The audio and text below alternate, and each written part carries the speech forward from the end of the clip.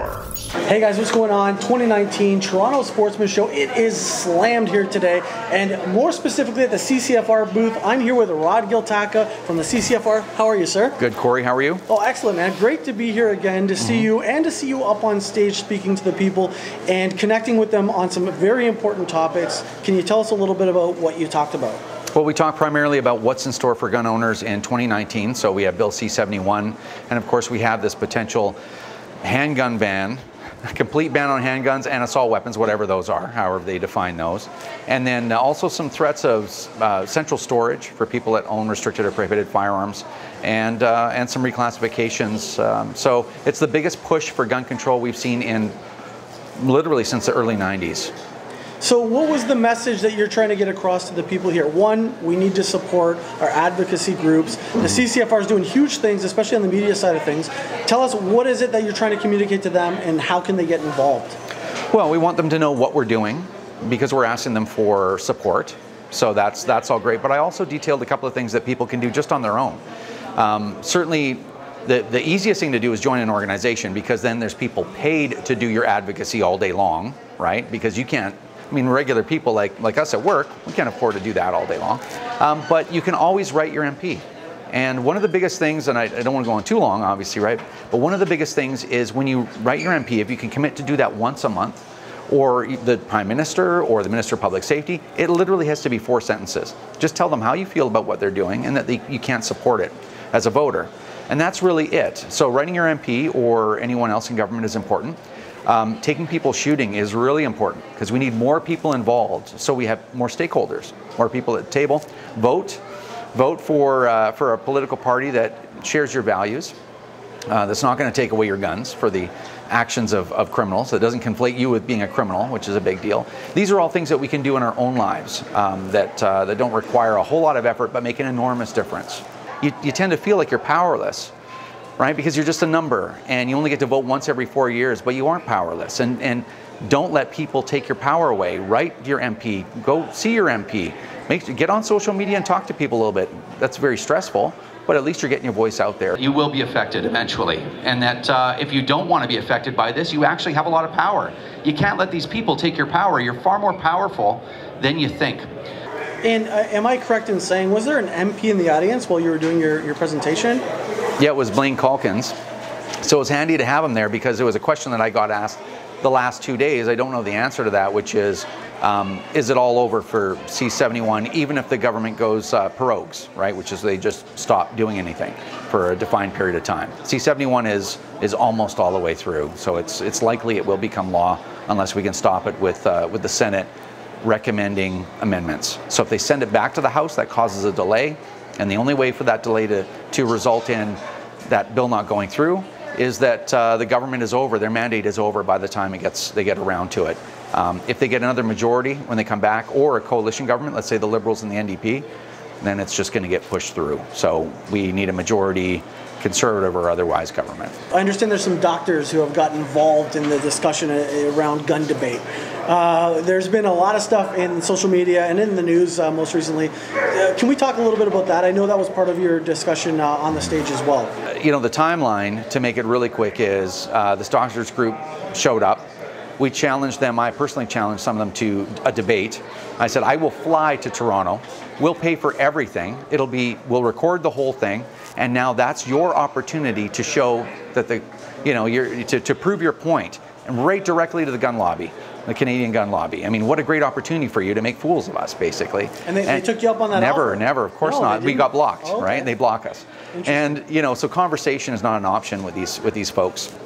There were some people in the community that said, and they may or may not have been doctors, but they said, well, if you don't like what the doctors are doing, meaning they're using their credentials to say that, hey, we're experts in firearm legislation, regulation, policing, policy, enforcement, all that. So we're experts in all that. Of course they aren't, but of course we are, because we're doctors. And a lot of people don't know this issue, and they'll by default side with their doctor. Who wouldn't? Who doesn't trust their doctor? So we had a real problem with that. So some people said, you can complain to the regulator. So we did. And nationwide, it was said it's a campaign of hate that we complained to the regulator about the doctor's behavior. The doctors even called us racists. because we didn't agree with their stance on gun control, which was very surprising to me, right? Their behavior was really shocking. I'm still shocked. I've said that quite a few times because it's true. I still can't believe it. And the Globe and Mail were publishing that basically this is a systematic campaign of intimidation and harassment. Us complaining to the regulator that they're misusing their credentials. After being referred to, complain to the regulator. Yeah, and interestingly enough, they say that us complaining to the regulator, this is really interesting, that is a campaign of harassment and intimidation to silence them.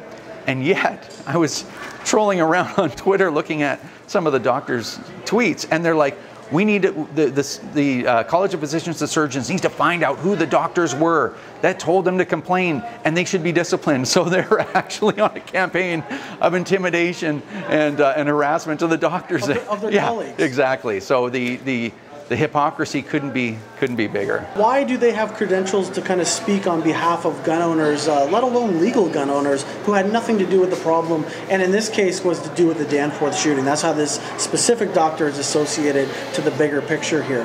Why does she have, just because she's done some surgical operations on this horrific event that took place, why is she qualified to do that?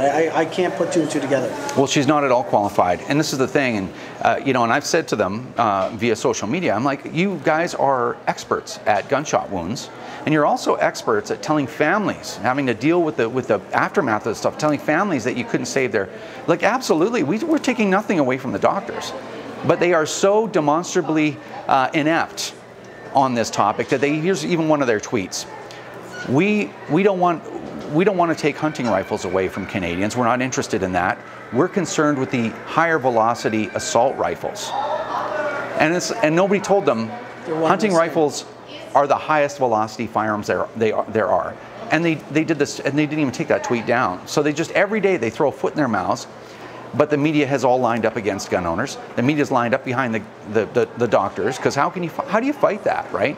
As a firearm organization or a gun owner, how do you fight, a group of doctors and all of the media and the majority government? It's a really difficult thing, but the choice is either we do nothing and let them step on our necks on the way by, or we fight them with everything we have, and that's what we're doing right now. And I mean, if I were to guess, because I don't know, because they won't even talk, I mean, we're not even worth this, talking to, is their position. It's not even worth them wasting a breath talking to us. They just want a ban on all firearms. Well, basically their quote was, no civilian needs access to firearms, right? But I think maybe what happened was this particular doctor, who's the face of the organization, probably got convinced, hey, you know what, doctors have advocated for seatbelts. Doctors have advocated against smoking. You know what, you should advocate for this because you have something valuable to bring. If I have a gunshot wound, absolutely they have something valuable to bring. Absolutely. But otherwise they don't. And now they've gotten into this and they realize, wait a second, this has got a lot more, this is a lot more complex. This is about taking things from people without justification, that they have an investment both emotionally and culturally and financially.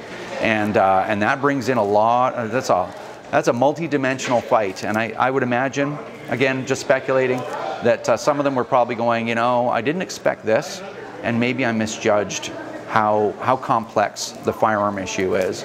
But anyway, I'd love to meet with them. I'd love for us to sit down and work on the root causes of crime together. But again, no matter how many times I extend that invitation, they just keep blocking us and telling us that we're harassing them somehow. I think if they continue to escalate, which they've been escalating against us, if they continue to do that, we're just going to continue to escalate against them. They recently just made a request for our financials, which they can.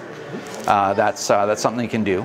And I think maybe we need to start upping the ante and requesting all of their financials as well and publishing those. Well, I mean, it's important for us to understand the bigger picture and who's involved and who's backing these movements. Because as far as I'm concerned, I mean, I let the CCFR do the fighting for me, and I'm not a big politic guy, but I would like to know where's the funding coming from. It help give me a better understanding of who am I fighting against. Is it just doctors? Is it doctors and somebody else? I think these are important questions that need to be answered. Even the media won't support me in saying, well, why don't we all just sit down and talk? You know what, the Globe and Mail can create a great big round table and we'll all sit down at the table and let's all work it out. The benefit to just informing the public would be huge for something like that. but they will not do it under any circumstances is quite interesting. Well, you know what, Rod? I know you don't like to be thanked for the work that you do, but I'm going to thank you anyways. I appreciate it. You know, at the end of the day, you're out there fighting for guys like me who I just don't have it in me. And you're doing it with a clear, concise voice, and you're doing it within an approach that is effectively reaching the end users and the people that need to know about the fight that we have. So I thank you for that. And guys, you really need to get involved with the CCFR. Donation, support. You've got an incredible line of clothing that just came out of the web store. And at the end of the day, whatever you can give to help support the fight, you're not there in the front lines, you don't have to be. That's why these guys are here. So support them where they get a hold of you guys and become a member. They can always find us at firearmrights.ca, and ccfr.ca takes you there too. So you don't miss out. Like us on Facebook, follow us on Instagram, and subscribe to us on youtube.com. This is Coat of Arms.